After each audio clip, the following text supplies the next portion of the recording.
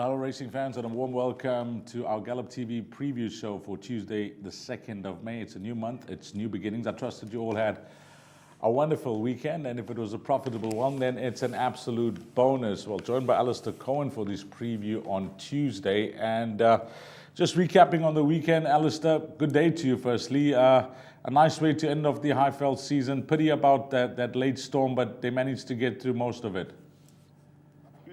Yeah, wonderful to join you again. It's obviously the end of the season on the Highveld, and I think we ended with a bang on Champions Day on day 5 of the World Sports Betting Championships. I thought Puerto Manzano returning to Group 1 success over the same course and distance that he won the Betway Summer Cup, I thought was refreshing. It was an unbelievable ride from Keegan DeMello to get him up when it looked like second base was going to cause the upset of all upsets. I think one of the recurring themes of the day, and we'll probably get the same when we get to Hollywoodbets Scottsville, to be fair, is Sean Terry's strength of 2-year-olds. Mrs. Geriatrics had no right to win, and then she blew them away. And Lucky Lad is just a proper racehorse. So, two horses that bear watching during the winter season. With that type of performance in the Johnson Workwear computer form sprint, that was something to behold. Maybe luck was on his side with Master Archie not being there, but Master Archie certainly would have had to pick himself up to beat his Ivunga Vunga in that type of form. Let's get straight into it. Of course, it's a big week leading up to the official start of the KZN Champion season, which will be the World Sports Betting Guineas Day, featuring the Drill Hall Stakes on Saturday. Race number 1, 1,000 meters, maiden plate, and I'll give you the betting, Alistair. 7 to 10, number 1, Iron Sky. Then we move along to 8 to 1, number 3, 7 to 1, number 4, number 5's at 8 to 1, and 33 to 10, number 6. Well, this individual, Iron Sky, is having his 11th bite at the cherry. I don't know how confident you can be, but is it the right field to see him in the red? Well, I've just landed in Cape Town with Diego de Gouveia, and he's riding Cape Town Monday and Wednesday, and he's making the trip back to Joburg for what he thinks is the right spot for number 1 Iron Sky to win. Stuart Pettigrew, of course, finished on Champions Day with a winner in the form of Gilded Butterfly. And Iron Sky, I think, has just found the right landing spot. The Johan Janssen van Vuren first-timers, I don't believe there's any confidence about them. The fact that neither DeMello nor Lorena are engaged, I think, tells you that they're not expecting too much. And then this number 6, Wait for Green Light, there was support and talk for her on debut, and she gets a substantial pull at the weight. She's got no weight on her back. She's got 52 kilos, so she'll be receiving 8 from number 1 Iron Sky. But I thought she could have finished off her race a lot better. She was up there, had every chance, and just faded out quite tamely over the closing stages. So I'd like to see a little bit more from number 6, Wait for Green Light, before we can follow her with any confidence. I think it's just a good landing spot for number 1 Iron Sky to win. Yeah, it looks like that will be a flying start for the backers of the top one. Yeah, could be in the right race, and some confidence coming through from the traveling companion of Alistair today, and that is jockey Diego de Gouveia. On to the place accumulator, race number 2, 1,300 hours, 1 o'clock sharp. It's over 2,000 meters. This is the way they're betting. Number 1, 4 to 1. Number 2 at 33 to 10. Number 3 at 7 to 2. 4 at 5 to 1. We'll read out number 5, that's at 14 to 1. And then the favorite, and a strong favorite, at 15 to 10, is Red Maple, Sean Terry's runner. Well, here's a filly that certainly showed her hand last time out. I know she was carrying a low weight, but just the manner in which she quickened in that Spook Express, you had to be impressed with number 6, Red Maple, Alistair. And credit to Sean Terry, because she was a very slow starter to her career, and then suddenly blinkers went on, and she's not looked back. Simango Kamalo now takes the ride. Her win in the Spook Express, despite it being a below-average Spook Express, I thought Red Maple was still well and truly on top. And, you know, she just looks like a late developer. The more she races, the better she will be. So I think she will take all the beating. I think out of that last one, well, let's just isolate the Oaks trial first. Obviously, Red Maple was a length and a quarter behind ipso facto. And now she's got a valuable pull at the weight, because ipso facto obviously went up in the ratings for that win, and then again for running 7.5 lengths to none other than the Wilkeborster of South African Oaks. So I think that Red Maple's got her safe and sound. But I think of the older horses, this horse number 3, Southern Song's a big player. I watched that race with Adam Azzi last time out, and had she run second, they would have objected. They thought she was very unlucky not to have won that race with Crimson Princess last time out. So even though she runs her best races fresh, this is her third run back in quick succession. I still think number 3, Southern Song, is worth keeping on side on. So if there is a danger to Red Maple, it could very well be number 3. Yep, there's a lot of Crimson Princess form to work around here, but the best to come out of that last form line could be number 3, Southern Song. But no doubt, horse number 6, Red Maple, could be a very popular double races 1 and 2 with the favorites at the Vaal on Tuesday. Then on to the Pick 6, the big one. It's over 1,000 meters, and this is a maiden plate for fillies and mares. This is how they're betting. Number 1, 6-1. Number 2 is at 3-1. We move along to number 4 at 6-1, 8 a 5-2 shot, and 9 at 9-2. And then we got the other first timer at 5-1. That's Diego's mount for the Pettigrew stable. These 2 first timers are in the betting. Yeah, this also Zoom Lady, Alec Laird's runner. You know, I know the layoff is a long one, but if she can come back to any type of form she had in black and white prior to that layoff, which I don't know about, but if she's close to 80% ready, I thought that she could represent some value here. It's a race that won't take much winning, and she's easily got the best form on offer. It's just a matter of whether she's fit and ready enough to be able to handle this. Craig Zaki takes the ride, drawn towards the inside on the Vaal Classic. Not really the place you want to be. Obviously, I don't know how much rain the Vaal had, but Serpentine, about 60 k's further north, had enough rain over the weekend. So if half that rain fell at the Vaal in the last 48 hours before this race meeting, that could be a factor for the inside draw down the straight. I'd rather go with a fitness edge in this race. Number 2, Glitter Fox, I thought ran for 900 meters last time out, and then got undone by War Empress, who was not winning out of turn. She was red hot favourite on that occasion. So I think Glitter Fox has now found her feet on the half vault. Not impossible that she goes well, but I couldn't possibly have a bet on her. 8, Chrome Tourmaline, at least stepped up on her second start, but that was in a weak race. Coming back to 1,000 meters could give her a slight edge. Drawn towards the outside, and Gavin Larena on board, so there's a few factors in her favour. And then the source number 10, Duenna, it wouldn't be Pettigrew's style to wind them up first time out, and she is bred for further. Stewart does, of course, train the half-sister Defender of Rights, who probably been a bit costly to follow, but everyone's been impressed with the fire aways, and she won't need to be a superstar to win it. Yeah, we got 3 first-timers that help with the first-timer rule in the Pick 6, so we'll make that 7 runners in the first leg. It's looked like a race where you can't be confident with, even if you put in 3 or 4 runners here in the Pick 6. Yeah, Dees, I think you'll need as many as you can possibly afford here. And the advantage with the first timers is obviously on your side. I don't know if the race evens out a little bit later on. The PA is my suggested bet. I've only got 1 banker in the PA, so I think we have to reach deep into the pockets for the Pick 6. Race 4, 2,400 meters. It's a merit-rated 82 handicap. Yeah, one of the races that I thought you'll get a decent quartet here. Number 3, 17-10, 4, 4-1, 5 at 9-2, 6 is at 11-2, 7 at 7-1, and then 7-1, number 8. I say that the quartet could be the way to go here because there are some known stayers, there are horses in form, and then there are horses that could show better over this distance. Now, let's begin with your horse, number 6, Banner Bridge, who always, seems to run his heart out, and he must be a pleasure to own, Alistair. Yeah, he's not been out the first 4 this season either. So he's been absolutely wonderful. He's just getting better and stronger. When you look at his last run, it might not look great on paper when he shortened in the betting, but he came back with a temperature through the roof.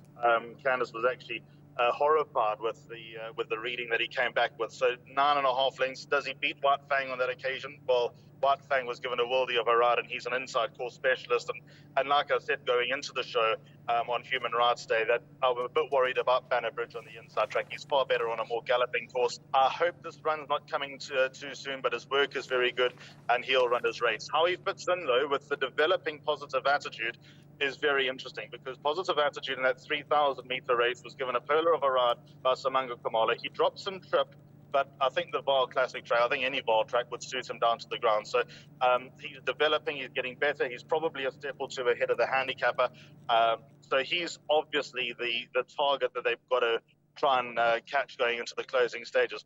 Forward Fraud is an accomplished stayer. I think he'll turn it around with number 5, Prime Example, on their last run just 12 days ago. A Fraud, I think, hasn't had the best of breaks. That run when he finished third to Positive Attitude, he actually came out first and ended up last on the back straight, and he kept going the same pace the whole way around. And then last time out, he showed a lot of cheek to Prime Example, but Prime Example had his number. The weight suggests that a Fraud will turn that form around. So they're the 3 horses that I'm going to revolve my numbers, my bets around, 3, 4, and 6. Well, I suppose you've got to have a bit of respect for number 5, Prime Example, and the way that he's suddenly found his form. But I thought the handicapper had his number going into the last start. I certainly think the handicapper's got his number here. Yeah, and just keep an eye if number 6, Mambo Come Tessio runs. That ran 7 days ago. 52 kgs, 2,000 meters last time out, no issue. I don't see an issue over 2,400 meters as well. And then Prime Example, well, Alistair mentioned that he thinks a Fraud could reverse it, but how that horse won last time out, wow, over that 3,000 meter trip. Let's see how he goes this time around. It looks like a tricky race, and I think a trifecta quartet with the minimum spend could get you a decent profit there in race number 4. Race number 5, over 1,600 meters. In Lambu, the Soldier, 33-10. Number 3, Supreme Quest, 7-2. Number 3, Meridus at 3-1. Then 11-2, number 5, Ben Sue. And we got 2 other horses in single figures, 7, Nordic Rebel at 6-1. And 8, Johnny Dogs at 9-2. I've chatted to Sean about this horse on a number of occasions, and with his disability, etc., of having the one eye, he's just a special horse, isn't he? Number 1 in Dlamu. And I think he's the horse that they all need to beat here, Dees. It's the opening leg of Jackpot 2. On every piece of collateral form there is, and Dlamu's got them hold. On that run on the 1st of April, beat Supreme Quest, and Meridius has the edge of the weights. And then the Grand Heritage on the 10th of December holds Sir Michael pretty comfortably as well. So I think Ndlamu's the one they all need to beat. The analogy I used last week backfired badly, but I'll use it again with Unyielding and Miss Christmas. When Miss Christmas and Unyielding ran on Work Riders Day, and Miss Christmas ran in a time of about 1.5 seconds better, and it must have been about 3 seconds reversal last week. But Ndlamu and Supreme Quest ran on the same day at Hollywoodbets Scottsville on the 16th of April, and the time of the Sledgehammer was slightly better than the time of the Scarlet Lady. So there again is a little bit more food for thought, backing up Ndlamu's chances. If there is a horse that I think can give it a shake, it could be the 3-year-old, number 3, Meridius. I think that he's held some pretty good company. I think that of all the 3-year-olds, he's one of those that's quite exposed. I don't think he's anywhere near Group 1 potential, but I do think that he is going to turn out to be the type of hard knocker that's going to win his races at this type of level. So number 3, Meridius, to push number 1 Ndlamu if there is going to be a danger. And the 9-year-old is going to get a mention from me. Erico Verdeni's Take a Bow. What a job you've done with this horse, the son of Rebel King, having his 71st start, looking for his 12th career win. There were some signs last time out. That will be special for number 7, Nordic Rebel. On to the 6th race. Just R1 million Randies. What a soldier he'd be. Correct. That's always the case, to have an equine millionaire. I mean, that is it. I think that horse, the other day I did a show, let me get the name again. It's Clinton Binder's run. Whirly is looking for that million as well. I think after he reaches that million, that's going to be it for him, because he's been absolutely brilliant. Race number 6, 1,600 meters, merit-weighted 79 handicap. Let's have a look at the way they're betting. Number 1, 9-2. Number 2 at 15-10. Then we move along to number 3 at 8-1, number 4 at 7-2, 6 at 7-1, and it's double figures, the balance. Let's begin with that superbly bred individual, Celestial City. Last time out, I don't know what you're going to make of that run, Alistair, but it's clear to see that, at this stage of his career, the way he's running, a mile seems to be his best.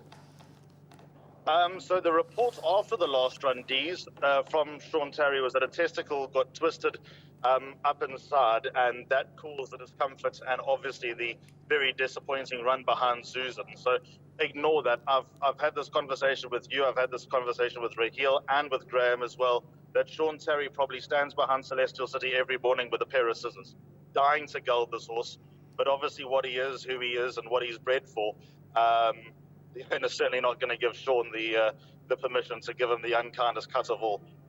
If the testicle doesn't go upstairs, then number 2 Celestial City is undoubtedly the horse they need to beat. I've banked him in the place accumulator. I mean, can Lightning really strike twice? I'm not 100% sure it can.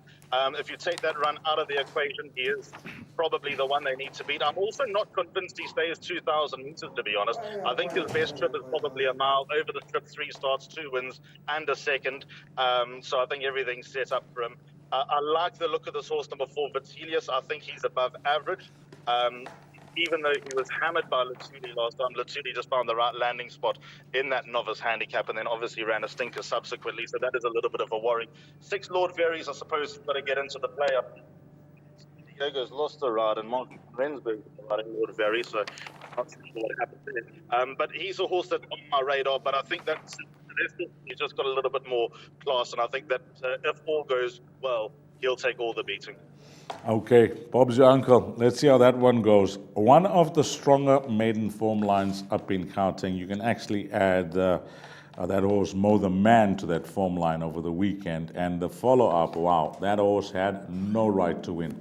Have a look at that finish. Go and look at that replay. That looked like it's going to run second, but managed to get up. How that rallied Alistair last time out, showing that the horse has a lot of heart. Number 1, Bob's your uncle. You think this will be a surprise hat-trick winner?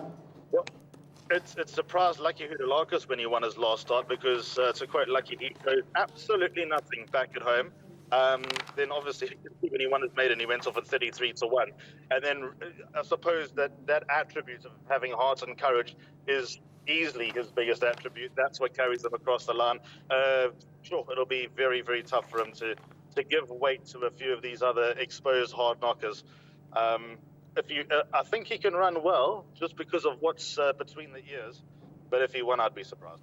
Let's see what happens with Bob's your uncle. Race 7, 14-5-0. It is a fillies and mares 90 handicap. This is the way they're betting. Number 1, 28-10. 2 at 8-1. 7-2, number 5. 6 Golden Aspens at 7-2. National Star, there's a form update. Ran third. Beaten at 1.5 lengths by Simple. That's at 11-2. Then we move along to 9 at 8-1. And I haven't taken down the betting for this horse Memorial Day, but this goes into all my bets. I'm not just going to draw a line through that last start. I know the horse every now and again has this excuse, but that last start was too bad to be true. And that is the filly that I like as a roughie and everything, but I think this is a very difficult race to try and negotiate by narrowing down your numbers here, Ali. I've got the 3 horses in the place accumulator, and I'm very weary. My top choice is number 7, National Star, funny enough, because you alluded to that form update. She stayed on very, very strongly. She came out of the stalls quietly, and the under Sasibo obviously gets on very well with number 7, National Star.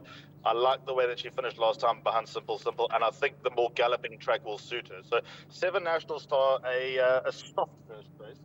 Number 1 on the card, Queen of Smoke, obviously has to be respected. She does give weight away, but I think she's above average. She's been tested at feature race level. Diego takes her out for Stuart Pettigrew, always a formidable combination when they see eye to eye. And I think for the Hollywood Syndicate, she'll give them a good shot. I can't see her being too far away. And out of gate number 1, that benefits her chances. And number 3, Intoxicating, she's got the worst of the draw, so she'll be dropped in. But if the pace is on, then she'll be doing her best work late. She's above average. She's probably not quite popping to win the race, but expect her to be running on. If she gets into the minor positions, then she's well teed up for next time. Of these 2 Moffat runners, in black and white, Liliana looks to be the horse that appeals more. Am I way off the mark with number 10, Memorial Day, if ignoring those 2 bad runs recently, especially that last start? And in fact, both those runs, they were valid excuses. These, I prefer others. I know that when she won her maiden, she beat Keep the Fort, and Keep the Fort finally got the job done. But Keep the Fort was on her way down to Klaberga after that run. If she didn't win, I don't know if she's still going to make the trip down. But I think that just shows the strength of the form. It took her a very, very long time to win a race. Look, off bottom weight is not impossible, but I certainly prefer others. On to the 8th race, 1,450 meters, fillies and mares, 76. This will be a D division class. How they're betting to close things off. Number 1, Berengaria 9-2. 2 Lady Cavalera, that is at 5-1. Then we go on to 3 Radu 4-1. 4 Luna Ballet at 3-1. Number 5 Bushveld at 8-1. 6 Dancing Arabian is 6-1. And I've taken down the betting with a horse that I'm going for here, Alistair, at 14-1. Philisande Kholi, number 9, Queen Bomi. That is my roughie to end things off. I nearly put Queen Bomi in my PA. The reason why I didn't is I think that she's going to be better, or she is a better 16, 18, 2,000 meter horse. I have a lot of time for Queen Bomi, but I just think that this trip might be a little bit too short for her. So as far as quartets are concerned, absolutely goes in, but I don't, and pick sixes and jackpots, etc. But I just don't have it in the in my place accumulator. I like number 6. I like the look of number 6, Dancing Arabian here. I also like the way she closed off last time behind Escape Artist when Richard Ferree rode her. She's got the worst of the draws, but with that said, her natural way of running is to be dropped in. So I wouldn't worry too much about the draw. I think the pace will be on here, and number 6, Dancing Arabian, could be the value in the race.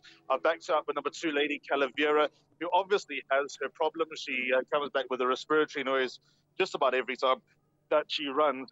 But I thought her last stop when there was money for her was a fair effort behind Midnight Crystal when giving her 8 kilograms.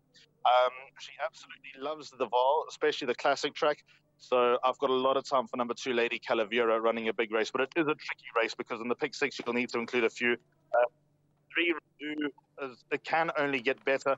4, Ballad won a good race last time, beating Sharapova. She might be a step ahead of the handicapper. And then obviously the horse that we both have a soft spot for in this race, number 9, Queen Bomi, obviously goes into the pick 6 and the quartets as well. Well, sounding like a decent exotic to catch, be it the place accumulator, pick 6, or even the jackpots. Maybe even some pick 3s if you can structure it throughout the day at the Vaal on the 2nd of May. Alistair, you mentioned you've given a place accumulator. Let's go through that quickly. Yeah, it's quite a costly place accumulator, but like I said, I think we have to dig deep to try and win it. 1 o'clock is when the PA begins at race number 2. So 3 and 6 in the first leg, Southern Song and Red Maple. I might decide to bank one or the other because we've got time to check the betting and watch them go down to the start. So that might be my decision that I have to make. But then from there, I'm a hostage to these horses. 2, 8 and 10 in leg 2, which are Glitter Fox, Chrome Tourmaline and Duenna. By 3, 4, 1, 6, Positive Attitude, Afraid and Banner Bridge. By 1 and 3 in race 5, which of course is leg 4 in Glamour and Meridius. Then I bank in number 2, Celestial City, just hoping that he doesn't have any problems this time around. 1, 3 and 7, Queen of Smoke, Intoxicating and National Star. And then finally 2 and 6 in the back, Lady Calavera and Dancing Arabian, who is my each way play of the day. Just worked out that spend. It is actually 216 Rand for a full unit, or you can play it 50%, will cost you 108, and hopefully you can double up, or maybe even treble up in some of those legs where Alistair went wide. Thanks for your time, Alistair, and all the best. Dee's, always a pleasure. Thank you so much. Wonderful to catch up. And I hope that the start of the unofficial start of the winter season in the Halfveld isn't as scary as it might be later in the coming months. Well, it is a new month. It is a new beginning, as I said at the top of the show. I wish you well for the month of May. Hopefully it turns out to be a profitable one. Have a blast. Find all the winners. Make a huge profit on Tuesday, where we race at the Vaal Classic Track. On behalf of Alistair Cohen, the Gallop TV team, and myself, Dee Stein. And until we meet again, you take care. Salani Garsle.